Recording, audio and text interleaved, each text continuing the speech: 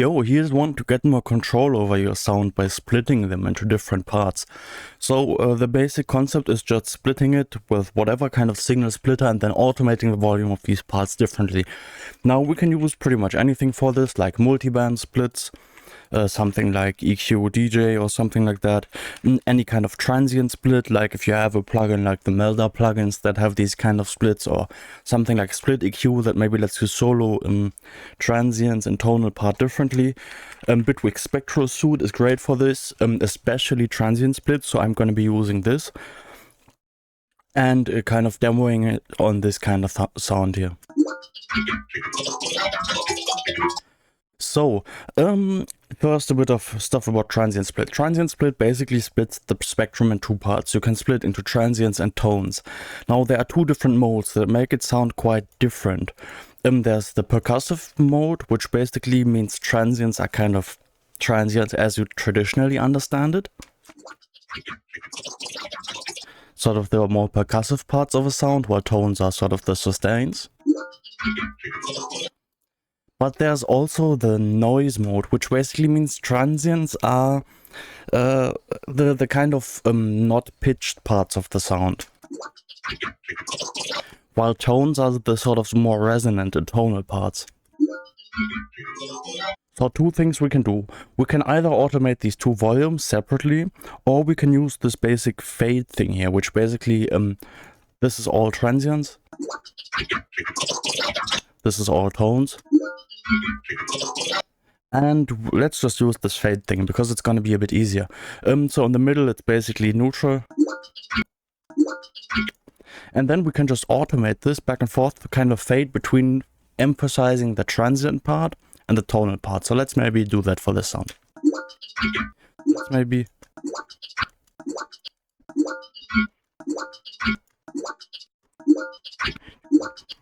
We can get quite different sounds out of this, like this. Or let's maybe start with this.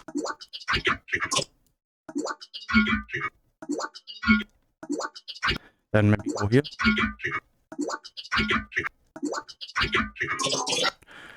And then kind of slowly bring in more tone.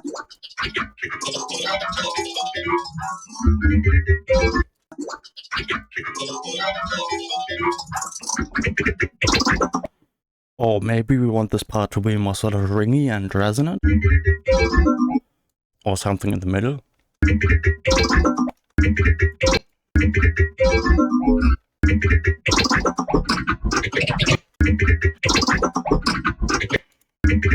Let's listen by using this in percussive mode, because it's going to be a bit of a different sound.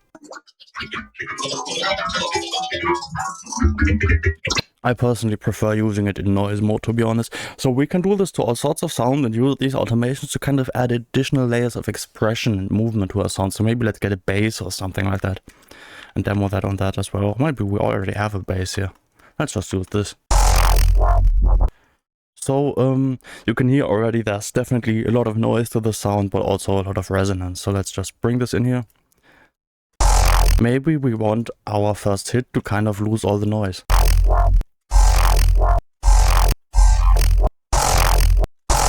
Or maybe we want to emphasize the noise and then get really into the ringy part. Or maybe do the opposite. Start ringy, then get noisy.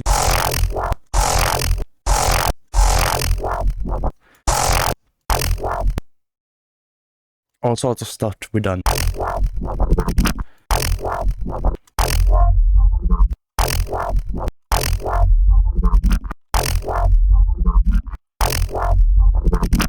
Kind of accentuating these movements.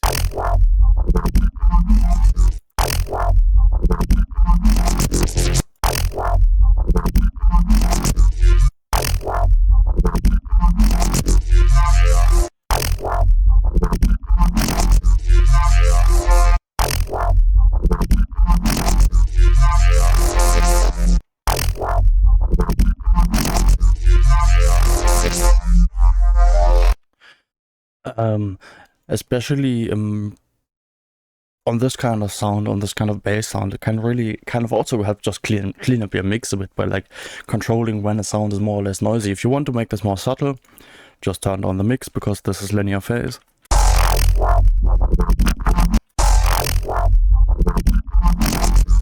really this is something I've really been using a lot in my sort of sound design, because you can do quite a bit of interesting stuff. You can also do this with the other spectral splits, of course, like the loud split maybe, or something like that. If you do it with a mid-side split, that's basically what last episode was about with automation. Let's listen maybe to the loud split. You can hear how we kind of have the sub bass here and then the mid, where sort of a lot of the noise expression sound lives. So let's maybe just automate the volume of the mids.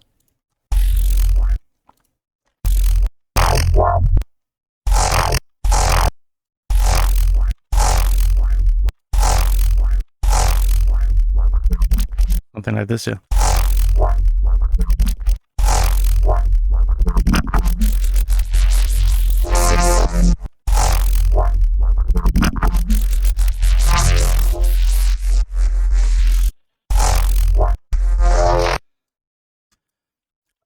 Lots of fun ways to kind of add more movement, add more intentionality to your sound as well, using this kind of technique. Make them move with other instruments in your mix, make them follow the movement of maybe a video clip you're sound designing to, anything like that. Cheers.